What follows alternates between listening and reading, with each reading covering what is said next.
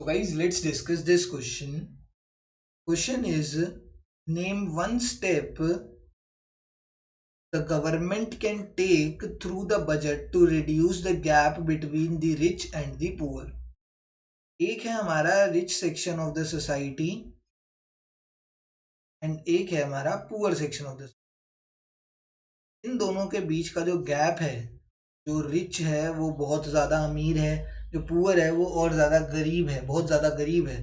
तो इन दोनों के बीच में गैप किस चीज़ का है? तो इन दोनों के बीच में जो गैप है वो बेसिकली इनका इनकम लेवल का, और अगर बोले तो मनी का, पैसों का गैप है इनमें। इसके पास पैसे बहुत सारे हैं, जिसके पास पैसे कम हैं।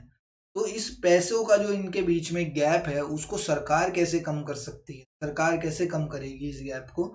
सरकार क्या करेगी? जो रिच है इसके पास पैसे ज्यादा है, इसके पास क्या है? इनकम ज्यादा है, हाई इनकम है। तो अगर इसके पास हाई इनकम लेवल है तो सरकार इससे हैवी टैक्सेस लेगी। सरकार क्या करेगी? इससे हैवी टैक्सेस लेगी। हैवी टैक्सेस लेके क्या करेगी वो? इन हैवी टैक्सेस से क्या होगा? जो पैसे होंगे, अब हैवी टैक्सेस से पैसे कहाँ आ जाएंगे? वो आ जाएंगे गवर्नमेंट के पास। हैवी टैक्सेस किसके पास आ जाएंगे? गवर्नमेंट के पास। एंड जो ये पैसे गवर्नमेंट के पास आए हैं वो किस में यूज करेगी गवर्नमेंट? वो गवर्नमेंट यूज करेगी सब्सिडीज देने में।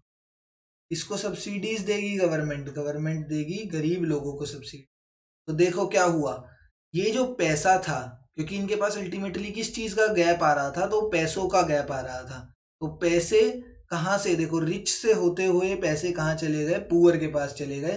तो धीरे धीरे इनके बीच का जो गैप होगा वो ऑटोमेटिकली कम हो जाएगा, क्योंकि इसका हाई इनकम लेवल था। तो सरकार ने इससे हैवी टैक्सेस लिए।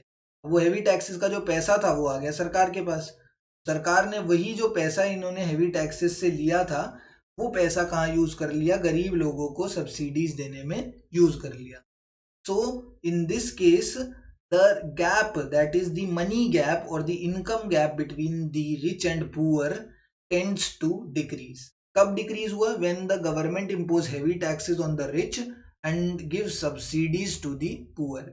This type of taxation policy, जो टैक्सेशन पॉलिसी है ना, जिसमें ये मैंने क्या बताया, इसमें हैवी टैक्सेस लेते हैं, इससे rich section of the society से, एंड सब्सिडीज प्रोवाइड करते हैं। सब्सिडीज प्रोवाइड करते हैं किसको? Poor section of the society को, जो हमने यहाँ पर पढ़ा। इस टाइप ऑफ टैक्सेशन पॉलिसी को बोला जाता है प्रोग्रेसिव। इस टाइप ऑफ टैक्सेशन पॉलिसी को बोला जाता है प्रोग्रेसिव टैक्स या प्रोग्रेसिव टैक्सेशन पॉलिसी। प्रोग्रेसिव क्यों है? अगर तुम्हें, मतलब ये इंग्लिश का एक वर्ड है प्रोग्रेसिव, कि your report is very progressive, ऐसे बोला जाता है, डॉक्टर्स बोलते हैं ऐसे कि your report is very progressive, मतलब तुम बहुत ज्यादा प्रोग्रेस कर रहे हो। तो अगर ये चीज फॉलो होएगी किसी भी सोसाइटी के अंदर तो वो सोसाइटी भी बहुत अच्छे से प्रोग्रेस करेगी। क्योंकि अगर हैवी टैक्सेस लगेंगे रिच पे, मतलब सिंपल सी बात है, गरीब और अमीर के बीच का जब गैप रिड्यूस होगा तो that is beneficial for the society. क्यों? क्योंकि उस सोसाइटी में इक्वालिटी देखने को मिलेगी। जब ये गैप जो है, इस पॉलिसी का इम्पैक्ट क्या पड़ेगा? इक्वालिटी देखने को मिलेगी। अब कोई भी गरीब अमीर ऐसा नहीं है, सब इक्वल हो जाएंगे अगर ये प्रोग्रेसिव टैक्सेशन पॉलिसी अच्छे से काम कर पाए तो।